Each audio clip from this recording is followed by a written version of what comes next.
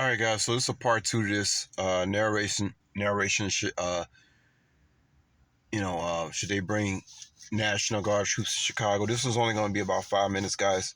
Just want y'all to hear about what former Governor Rod Blagojevich says about the situation. And it's the African American lady who's talking about the situation on the south side of Chicago. This is two really good demographics to hear from because Rod Blagojevich, he lives in a pretty much mid-scale, neighborhood. Sometimes you see him jogging along on the streets. He pretty much lives in same type of situation most, middle scale police officers, live in. But this is a real good analysis of what exactly is going on with basically what Rod Blagojevich and this African American lady has to say. The title is called Hypocrisy. It says Blagojevich blasts Chicago leaders letting crime run rampant. Blagojevich, he has a good idea for how politics works in Chicago. He was the 40th governor of Illinois. If y'all don't know Blagojevich, he was, I forget what he was sent to jail for or whatever, but, he's out now and, I guess he has a few things to say. But let me see here. Illinois. He joins us to weigh in along with Danielle Carter Walters, a native of Chicago's South Side and co-founder of Chicago Flips Red. Gov, let's start with you. I know you watched this Pritzker extravaganza today. He had everyone. Yeah, the Pritzker is what y'all heard in the last video that I did, last narration, because what this guy was saying was just blowing my mind. I mean, I cannot believe what I heard coming out of this guy's mouth, man, like for real. They were all there. Teachers unions represented. You had the police commission. They were all there.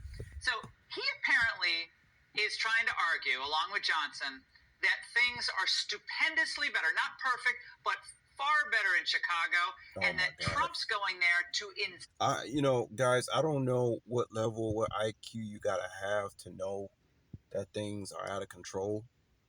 Not getting out of control, out of control.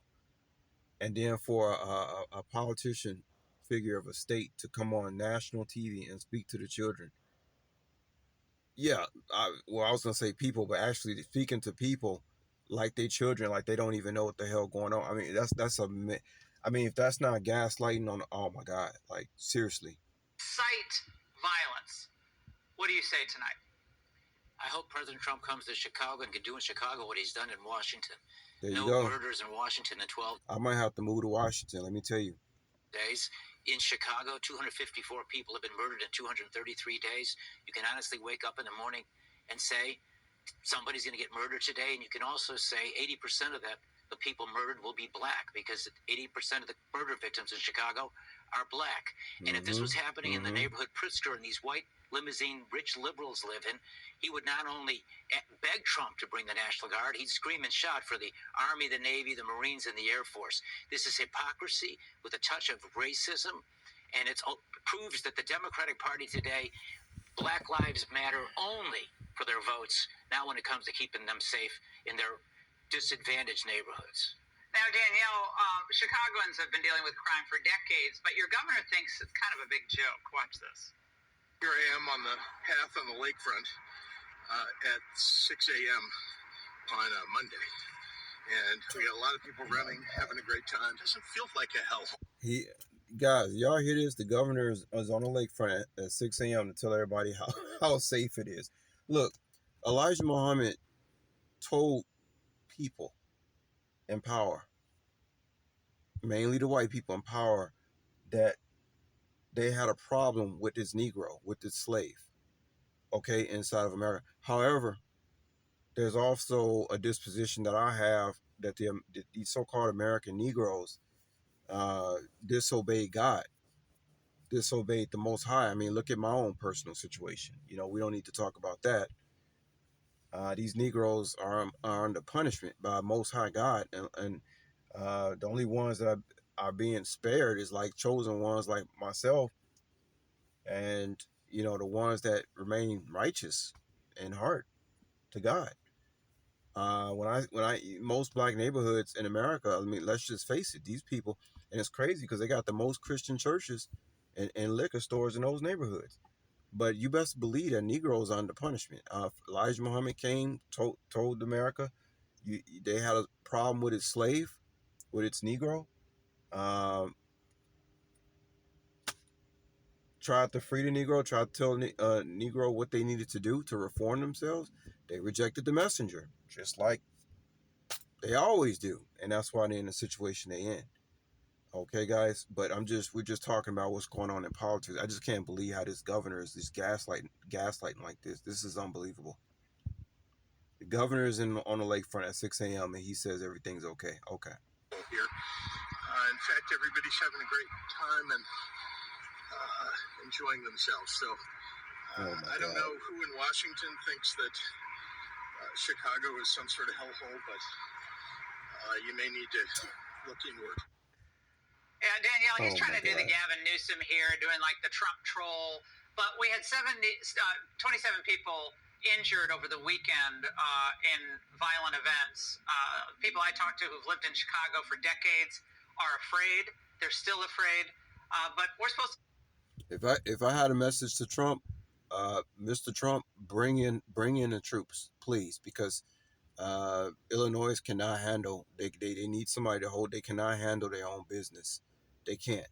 And I bet a lot of police officers who wasn't standing behind Governor Pritzker as he was on TV, I bet y'all, if you actually talk to a lot of these police officers in Chicago, they will probably say that there needs to be some kind of reform. Of course, they can't say that because they're police and they're worried about not getting a paycheck. I believe it's all getting a lot better. Your reaction? We are not thinking about Pritzker or Brandon Johnson.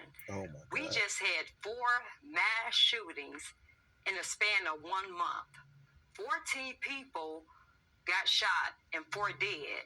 We just had senior citizens laying shot, bleeding in the streets.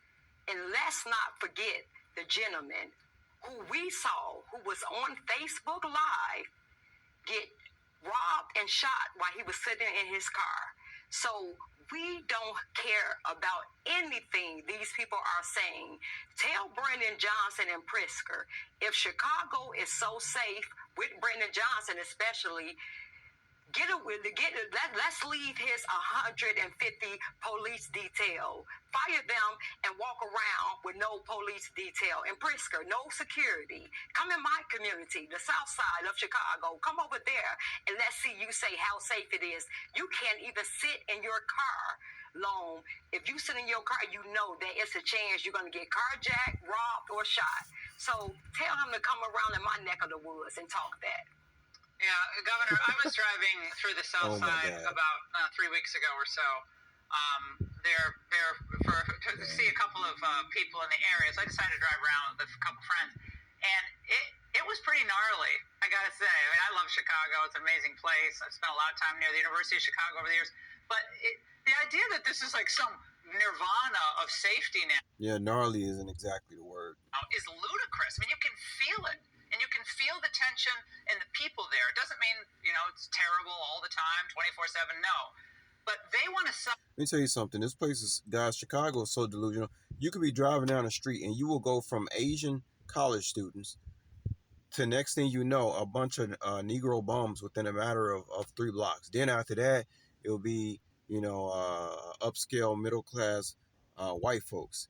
And then immediately after that, you'll be around some Mexicans. And then after that, a lot of people don't know Chicago is the most segregated city in the whole country. A lot of people don't know that. It's very segregated. You could drive a few blocks. You can go across the street, and it will be a whole different dynamic of what the way one people live in as opposed to the people across the street. That's how segregated it is in Chicago.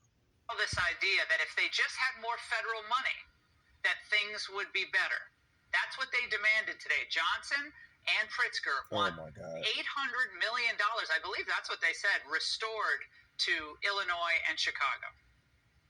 Well, Chicago's a tale of 2 cities because the south side of Chicago, the west side of Chicago are very different places from the Streeterville neighborhood, the Gold Coast neighborhood where Pritzker lives. In fact, life expectancy in the neighborhood Pritzker lives in is 91 years. But in Englewood, just 20-minute drive away, the life expectancy on the south side in Englewood is 61 years.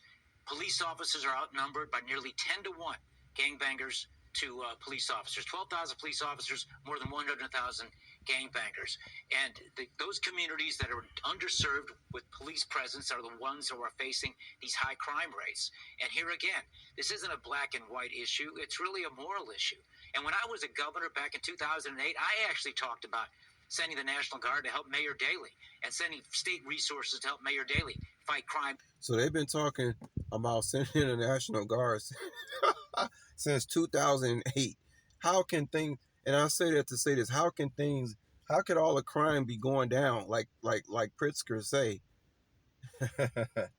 if they've been talking about bringing in the National Guards from so you mean from in 2008 specifically, because that's when the economy started getting bad, right? And now here we are in 2025, right? And you tell me that all the, like Pritzker said, all the crime has went down. He's gonna say something about that. Hold up. In those high crime neighborhoods. The great irony is, and this is sort of what Malcolm X says about white liberals, they pretend to be your friend. They're the fox who sees the lamb, but it's the fox who eats the lamb. And in Pritzker's case, I think that lamb chop that Malcolm X is talking about will probably not last very long in JB's plate.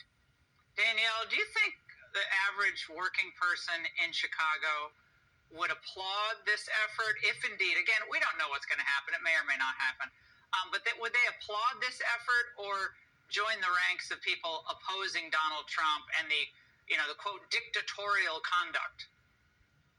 We welcome President Trump, and it's a lot of people. We get emails and texts all day. They welcome President Trump. And let me just say this.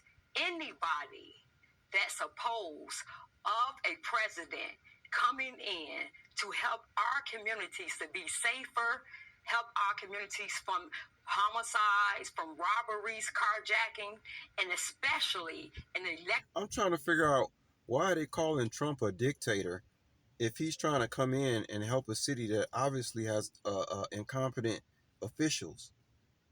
I'm trying to figure out who are they trying to protect to not let Trump come in with what he want to come in with. It seems like they're hiding something to me. An official who have a problem with that, those elected officials should be thrown in prison. See? For treason. For treason. That's just For it. treason. And you know what? Do not send these. Because how the hell are you just gonna sit there and make a bold-faced lie talking about everything's all good? Guys, look, I don't have all the answers, but I do know bullshit when I hear it. I don't understand, like, how it can be this much incompetence going on in a place like Illinois, one of the biggest cities, Chicago. I just can't understand how can it be this much incompetence. I mean, are these people clones? Are these people robots? Like for real? I mean, you don't have to have a high IQ to realize that something's wrong and that there's a lot of incompetent stuff going on. And if they did ask, the government for $800 million to bring to a place like Chicago, it's like if y'all can't even handle your business with the low funding you give, the government is giving them, how the hell are they gonna ask for more? And things are not getting better. That doesn't make any sense. Crooks, no money. That's one thing we are asking President Trump not to do. They stole and laundered all our money. Actually, we're asking. See, this is a Chicago citizens former Governor Blagojevich, who are telling Trump, don't give these Illinois politicians money. They stole it, they laundered it, they did fraudulent things, and now they're asking for $800 million. Like, I don't get it. For a forensic audit, we want an itemized breakdown of how they spent our money on infrastructure, how they spent our money on the illegal alien crisis scam, and we want to know how they spent our money on just. Look, guys, Chicago has been a corrupt city for a very, very long time, man. We're not talking about in the last 10 years or even we're not even talking about the last 20 years. Chicago has been a cesspool of corruption for probably the last 100 years. Okay? I don't know why. I have to do another study about that. But I'm going to go ahead and end it here, y'all. I just wanted to show y'all the political divide between the politicians in Illinois and then people who actually, one of his former governor, Blagojevich, is saying. I mean, and then, it's just, wow. That's all I can say is wow. I don't have all the answers, guys. I just want to do this narration to show y'all how hypocritical everything is. This is rough. This is rough. But one thing I can say is that the black neighborhoods in America are in shambles. Black people are in worse off. So-called African American are in worse off. See, no, I ain't gonna say it, but they're in a worse condition than I've ever seen. I mean, they were doing better under Jim Crow. That's how bad uh, blacks, so-called black people, are doing in America, guys. Okay, so dang, and finding out I'm Native American, it's like, damn, no wonder I don't get along with these Negroes. But anyway, I'm gonna quit. I'm gonna stop right there. Even when I tried to get along with them, I couldn't. They reject the messenger. They always reject the messenger, and then they suffer for it, and then they wonder why. So I'm gonna go ahead and end it, guys. Yep, y'all hear the hypocrisy. I'll let y'all later. Peace.